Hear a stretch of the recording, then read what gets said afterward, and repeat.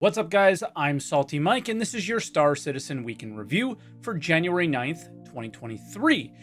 The team is back at the office, and they're hard at work on 318. They're even really making massive changes on the PTU, but there's still no live release in sight. We also got an interesting update from the lore team. All that and more on today's Week in Review.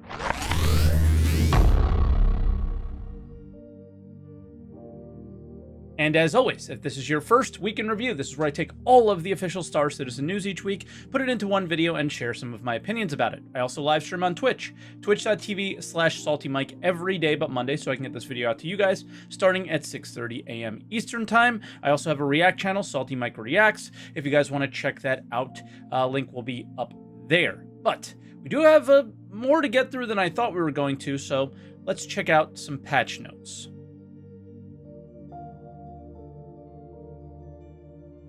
And this week we had two patches on the PTU, and we're going to start out with patch U. And that entailed removing the limit on inventory items dropped. So if you've ever seen area too cluttered when you're trying to drop something, wanted to swap your armor when you down somebody, yeah, you can now. That you want to drop a weapon in a hiding spot nearby, you could do that too. But what can also happen is players can now fill the world with useless items to troll. So with this level of persistence, and I'm not sure that any of us asked for this level of persistence, they're gonna have to dial this back most likely, and this feels a lot like a test. See what we could do, see how it affects the servers, see how it affects the day-to-day gameplay for a player, and how it can affect the player experience, essentially. So a little bit of a test going on here. Let's see what we can do to break it. Let's see what we can do to make it more fun. I think like the example of hiding a weapon somewhere could be an example of that. They also improved the Corsair a little bit. They're playing with the landing gear because it's so short and you really need to land in a perfectly flat spot for the Corsair to really work. Crafting.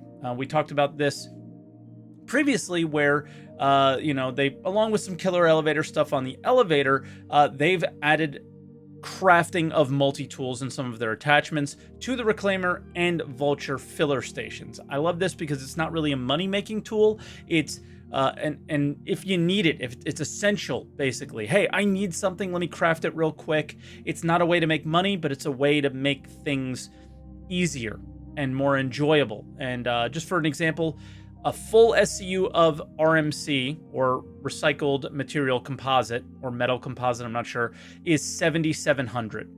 A multi-tool costs 0.89 of an SCU, so almost an entire SCU, so nearly 7,000 to make, but it's 500 in the shops to get. So it's not a money-making tool. It's, oh, I forgot my multi-tool. Let me go make one real quick, right? It's pretty good. And then for bug fixes, they fixed where we were falling through the elevators. A lot of people were dealing with that.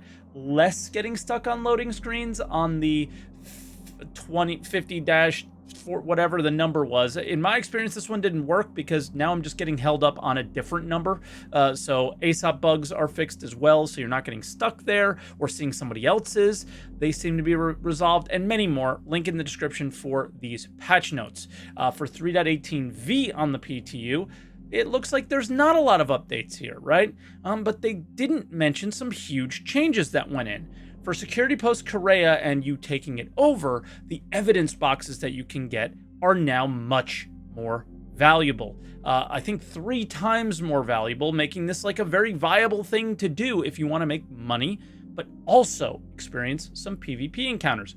Very much becoming a miniature jump town, where previously I don't think it was worth it. It also appears that you can take out the turrets, and they should stay down without respawning.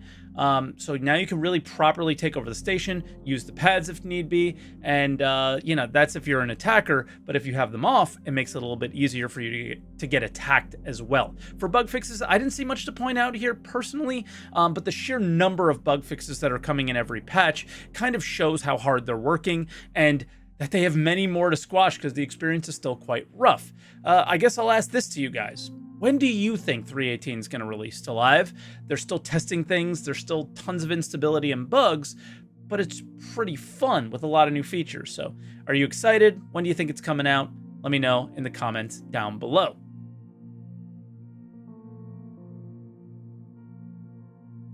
We're going to start out with some lore changes. The lore team is going to be posting less lore on the website because they want to post more in the game, which I think is an overall good thing. They did mention Squadron 42, which I think is their priority right now, but they also mentioned the narrative heavy missions that we saw at CitizenCon this past year. So it looks like that they're really focused on the game now and not really these, in my opinion, kind of silly posts on the website that are really unimportant at the moment. I think that those can become important and really enhance what's going on in the game in the future when there is one, but right now it seems kind of a bit of a waste, and they're always going to have to retcon those things in the future anyway.